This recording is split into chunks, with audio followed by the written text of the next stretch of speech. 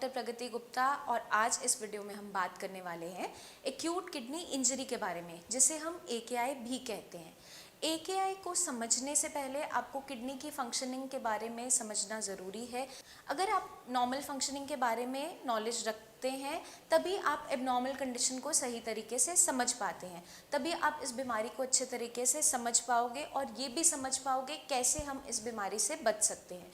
इस वीडियो के अंदर फर्दर हम इसी सब के बारे में डिस्कस करेंगे। AKI के पीछे क्या क्या कॉजेज़ होते हैं, क्या सिम्टम्स देखने को मिलते हैं और कैसे हम इस बीमारी को मैनेज कर सकते हैं, ताकि ये जो एक्यूट कंडीशन है जो इनिशियली किडनी को डैमेज कर रही है आगे चलकर क्रॉनिक किडनी डिजीज़ में कन्वर्ट ना हो। अगर हम इनिशियल फेज़ में ही इसे रोक लेते हैं, एक्यूट किडनी इंजरी जो कंडीशन है उसके अंदर जो किडनी पे डैमेज आता है वो कुछ टाइम के लिए होता है, उसको हम रिवर्स कर सकते हैं। लेकिन अगर हम इसे इनिशियल फेज़ में ही ट्रीट करते हैं तो ही ये पॉसिबिलिटी होती है, वरना एक्यूट किडनी इंजरी जो कंडीशन है वो आगे चलकर क्रॉनिक किडनी डिजीज़ के अंदर कन्वर्ट हो जाती है। तो हमें समझना ये ज़रूरी है कि ऐसे क्या warning science and symptoms body show करती है, ऐसा बॉडी के अंदर अचानक से क्या हुआ कि किडनीज़ पे डैमेज स्टार्ट हो गया। आप नॉर्मली हेल्दी थे, सब कुछ ठीक चल रहा था, यूरिनेशन प्रॉपर हो रही थी, कोई थकावट कोई तकलीफ नहीं थी बॉडी के अंदर, लेकिन कुछ ऐसा अचानक से हुआ कि किडनी अब हमारी डैमेज की तरफ बढ़ती चली जा रही है और हमारी बॉडी में कुछ सिम्टम्स जनरेट हो गए। अब हम बात करेंगे AKI के कॉजेज़ के बारे में कि क्या कारण रहते हैं एक्यूट किडनी इंजरी के पीछे।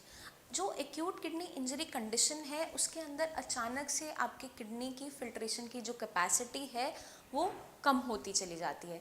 आपकी किडनी ठीक से काम नहीं कर पाती, खून की सफाई जितनी पहले प्रॉपर तरीके से कर रही होती है वो डिक्रीज़ होती चली जाती है।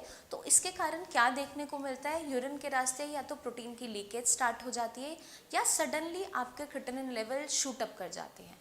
अब काफ़ी दिनों से आपको कोई भी इशू नहीं था, आप बिल्कुल नॉर्मल थे, हेल्दी थे, एकदम से अचानक से या तो आपको यूरिनेशन नहीं हो पा रहा है या फिर आपकी बॉडी में सडन स्वेलिंग आ गई है, तो पेशेंट के जब टेस्ट करवाए जाते हैं, उसे एडमिट किया जाता है और उसका KFT करवाया जाता है, तो उसमें क्या देखने को मिलता है कि creatinine level suddenly shoot up कर जाता है। वो डिपेंड करता है कि पेशेंट के अंदर कंडीशन कब से तैयार हो रही है। एक्यूट का मतलब ही यही होता है कि इनिशियल कुछ दिनों से ये कंडीशन तैयार हुई है, बहुत लंबे टाइम से बॉडी में सिम्टम्स नहीं थे, बहुत लंबे टाइम से हमने कुछ ऐसा इंटेक नहीं किया था जिसका रिजल्ट ये देखने को मिल गया है। तो हम सबसे पहले बात करेंगे कॉजेज़ के बारे में। एक्यूट किडनी इंजरी के पीछे कई सारे रीजंस हैं, स्टेप बाय स्टेप उन सबको हम डिस्कस करेंगे इस वीडियो के अंदर। सबसे पहले जो रीज़न देखने को मिलता है AKI के पीछे वो होता है पेन किलर्स का ओवर यूज़। अब कुछ लोगों की हैबिट होती है या बिना डॉक्टर के प्रिस्क्रिप्शन के वो लोग पेन किलर्स बहुत जल्दी इनटेक कर लेते हैं। बॉडी में हल्का सा दर्द बना, सिर दर्द बना रहता है या कोई भी फीवर आया, बॉडी एक हुआ, तो फटाफट जाके केमिस्ट से हरा पत्ता, नीला पत्ता, कोई सी भी टैबलेट उठा के वो कंज्यूम करना स्टार्ट कर देते हैं बिना इस नॉलेज को रखे हुए जो उनका एक्शन है उसका आगे क्या रिएक्शन देखने को मिल सकता है।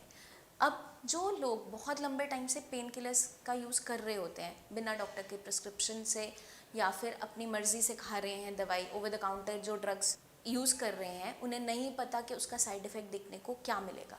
कुछ ऐसे नेफ्रोटॉक्सिक ड्रग्स होते हैं जो किडनी को डैमेज कर देते हैं।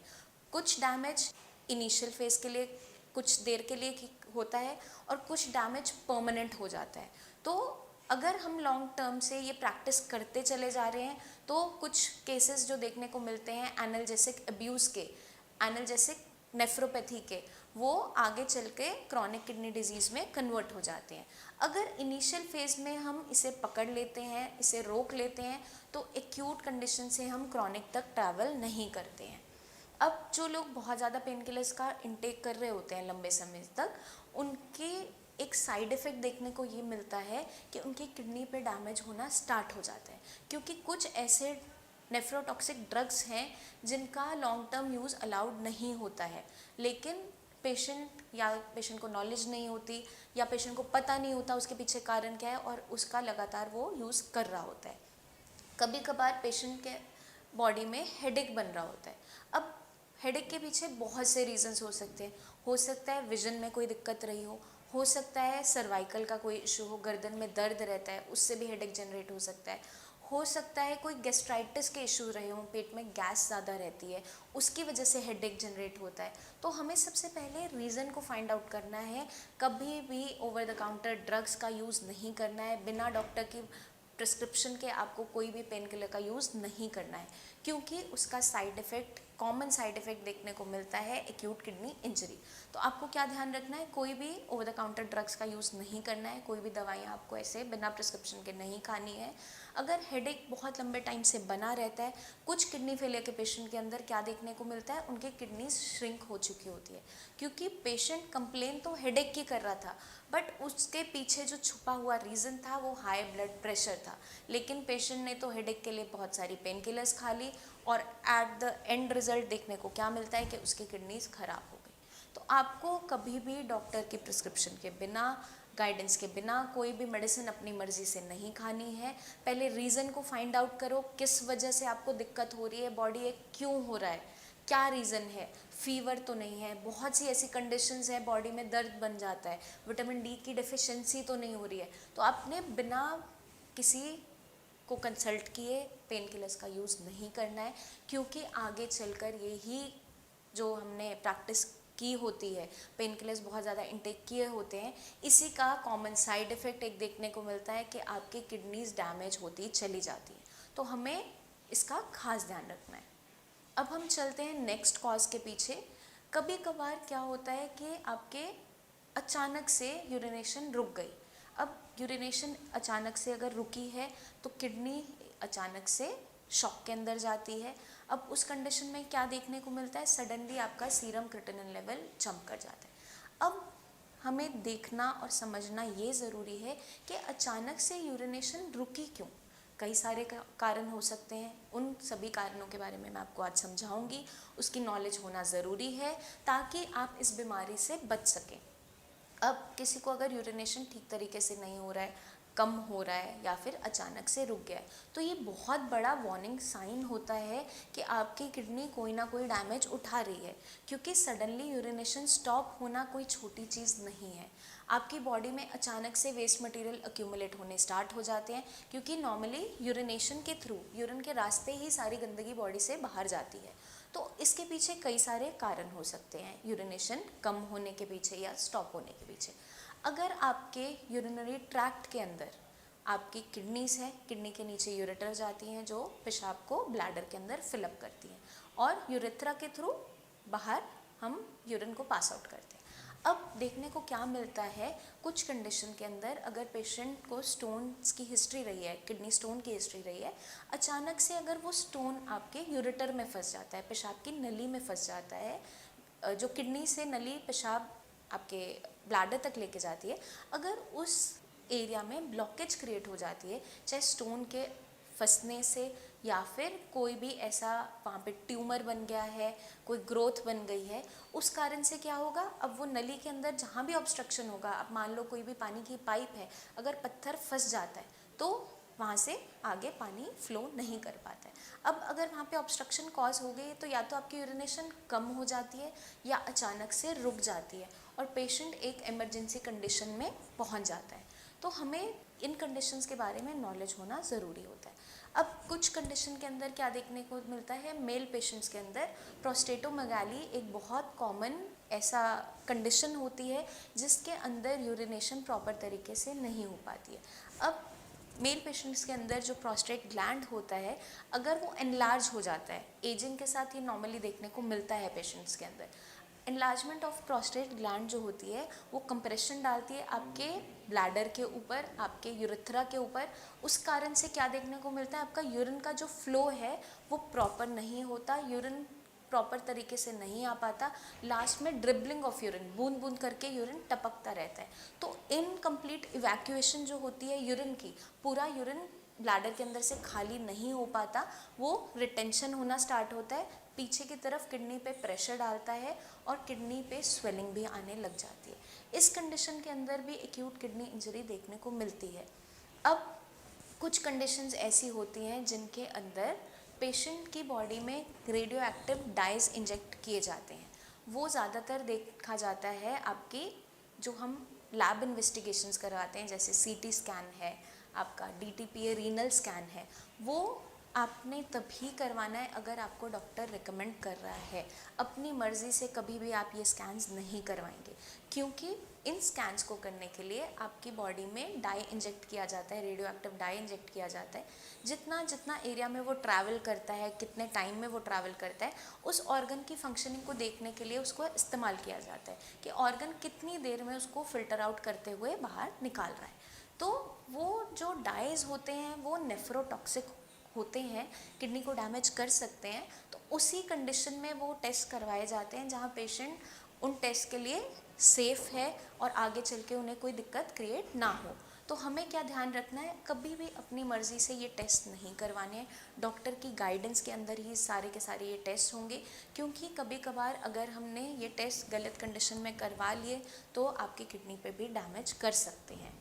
अब हम चलते हैं नेक्स्ट कॉज के पीछे। कई कंडीशंस ऐसी होती हैं आपकी बॉडी में, अगर कैंसर की कंडीशन है, कार्सिनोमा बना हुआ है, चाहे आपके रीनल सेल कार्सिनोमा है, किडनी पे ही है या बॉडी में कहीं और भी है, तो जब पेशेंट को कीमोथेरेपी दी जाती है, उनको मेडिसिन दी जाती हैं, वो भी नेफ्रोटॉक्सिक साबित हो सकती हैं, क्योंकि वो आपके कैंसर सेल्स को किल करने के लिए है। अब कभी कभार आपकी किडनी भी डैमेज उठाना स्टार्ट कर देती है और आपके सीरम क्रिएटिनिन लेवल है, यूरिया लेवल है, सडनली जंप होने स्टार्ट हो जाते हैं। तो इन सारे कॉजेज़ की वजह से ही अचानक से एकेआई में कंडीशन कन्वर्ट होती है, एक्यूट किडनी इंजरी में हम चले जाते हैं। कभी कभार फीमेल पेशेंट्स में जब पोस्ट डिलीवरी कंडीशन होती है, जब पेशेंट की डिलीवरी हुई, अचानक से ब्लड लॉस बहुत ज़्यादा हुआ और उस कंडीशन में पेशेंट की बॉडी अब उसको सस्टेन नहीं कर पा रही है, उस कंडीशन में सडनली कभी कभार यूरिनेशन स्टॉप हो जाती है और पेशेंट एक्यूट किडनी इंजरी की तरफ चला जाता है। तो बहुत से रीजंस हैं एक्यूट किडनी इंजरी के पीछे, हमें बस उसके बारे में नॉलेज होना ज़रूरी है, उनके वार्निंग साइंस के बारे में समझना ज़रूरी है, क्योंकि बहुत सारे ऐसे सिम्टम्स होते हैं जिससे आप जान पाओगे कि अचानक से ये कंडीशन क्रिएट हो रही है। Before coming to the symptoms, हम पहले जो कॉजेज़ रह गए उनके बारे में हम डिस्कस करेंगे।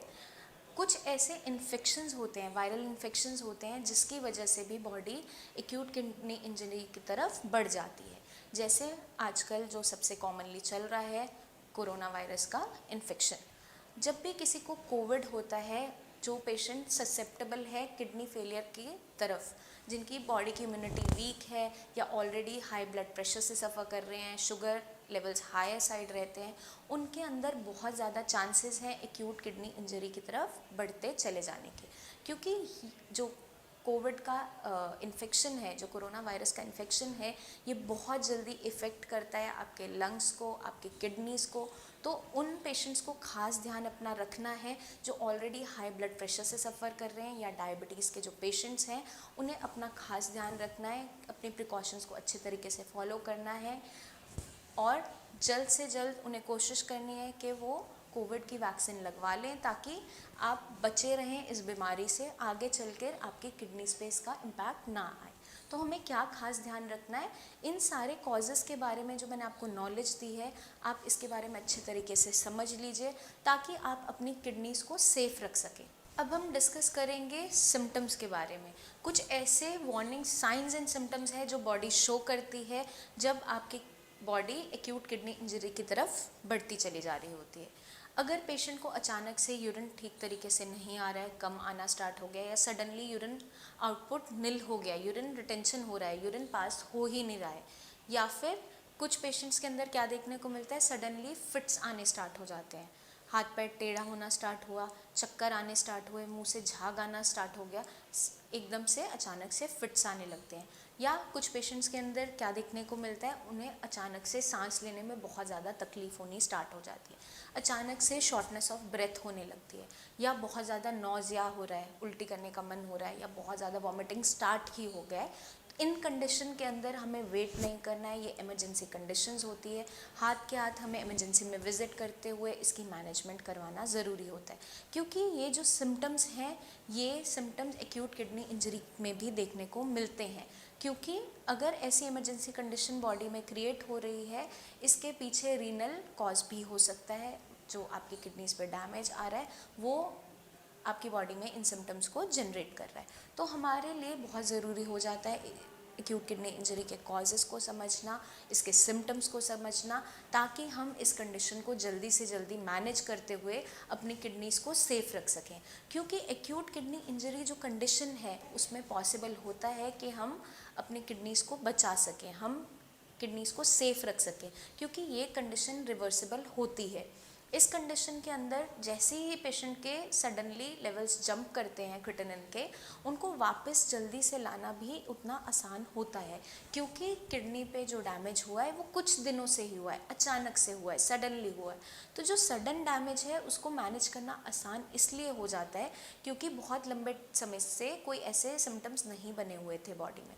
तो हमें इसकी मैनेजमेंट इनिशियल स्टेप पे ही करना ज़रूरी है, इस बीमारी को पहचानना ज़रूरी है। अगर हम इस बीमारी को इनिशियल फेज़ में ही रोक लेते हैं, आगे चलकर आपकी किडनीज डैमेज से बचती चली जाती हैं और आगे चलकर उसकी फिल्ट्रेशन पे उतना ज़्यादा इम्पैक्ट नहीं आता है, हम किडनीज को बचा सकते हैं। तो इस बीमारी के पीछे छुपे कारण को समझना ज़रूरी है, उनके क्या सिम्टम्स होते हैं, कैसे हम मैनेज कर सकते हैं।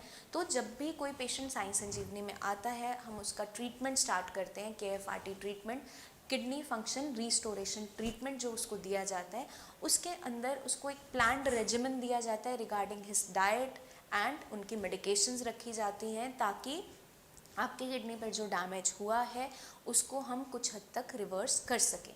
हर एक किडनी फेलियर की कंडीशन में पूरी तरह से हम कंडीशन को रिवर्स नहीं कर सकते हैं, बट कुछ कंडीशन में हम उसको मैनेज ज़रूर कर सकते हैं कि आगे चलकर वो कंडीशन वहीं पर रुक जाए और उसकी प्रोग्रेशन स्लो डाउन हो जाए। लेकिन एक्यूट किडनी इंजरी के अंदर बहुत अच्छे रिजल्ट्स जल्दी से जल्दी देखने को मिल जाते हैं पेशेंट के अंदर, क्योंकि ये कंडीशन एक्यूट है, क्रॉनिक में कन्वर्ट नहीं हुई है। अब उस कंडीशन को एक्यूट कंडीशन में ही रोकना ज़रूरी हो जाता है। उसको आप तब रोक पाओगे अगर आपको उस बीमारी के पीछे छुपे कारण के बारे में पता होगा, उस बीमारी के पीछे आप छुपे जो सिम्टम्स हैं उनको आप जानते होंगे। तो आपके लिए मैं ये वीडियो इसीलिए लाई हूँ ताकि मैं अवेयरनेस ला सकूँ इस बीमारी के लिए, क्योंकि बहुत से पेशेंट्स इस बीमारी से सफ़र कर रहे होते हैं और इनिशियल फेज़ में ये पकड़ में नहीं आती है, आगे चलकर परमानेंटली उनकी किडनी डैमेज हो जाती है। तो ज़रूरी ये हो जाता है इनिशियल फेज़ में इसको कर्ब करना, रोकना, ताकि आपकी किडनीज़ आगे के लिए हेल्दी रहें। आई होप ये वीडियो आपको बहुत ज़्यादा मदद करेगी एक्यूट किडनी इंजरी को अच्छे तरीके से समझने में। अगर आपके माइंड में फिर भी कोई डाउट्स रह जाएं अपनी कंडीशन को लेकर या किसी भी कॉजेज़ के को लेकर, तो आप नीचे दिए हुए नंबर्स पर हमसे बात ज़रूर करें, क्योंकि आपके माइंड में कोई भी डाउट नहीं रहना चाहिए, क्योंकि आपके साथ अब साई संजीवनी की पूरी टीम है जो आपको पूरा हेल्प करेगी अपनी किडनीज़ को हेल्दी रखने में। तो आपने अपने माइंड में कोई भी डाउट नहीं रखना है। ज़रा सा भी डाउट है, कोई चीज़ें क्लियर नहीं है, तो आप नीचे दिए हुए नंबर्स पर हमारी टीम ऑफ डॉक्टर से बात कीजिए या क्लिनिक आकर आप अपॉइंटमेंट लेकर मुझसे भी मिल सकते हैं। आपकी पूरी कंडीशन को पहले समझा जाएगा, डायग्नोज किया जाएगा, उसी के बाद आपका ट्रीटमेंट प्लान किया जाएगा। जो बेस्ट टू बेस्ट पॉसिबल होगा वो आपकी हेल्प के लिए हम ज़रूर करेंगे, क्योंकि साई संजीवनी की जो पूरी टीम है वो आपकी मदद के लिए ही बनी है। तो जल्दी ही मिलेंगे हम नेक्स्ट वीडियोस में, जहां मैं लेकर आऊँगी बहुत सी ऐसी हेल्पफुल टिप्स जो आपके किडनीज़ को सेफ रखने में मदद करेंगे। तब तक के लिए आपको एक छोटा सा काम करना है जो मैं हमेशा कहती हूँ,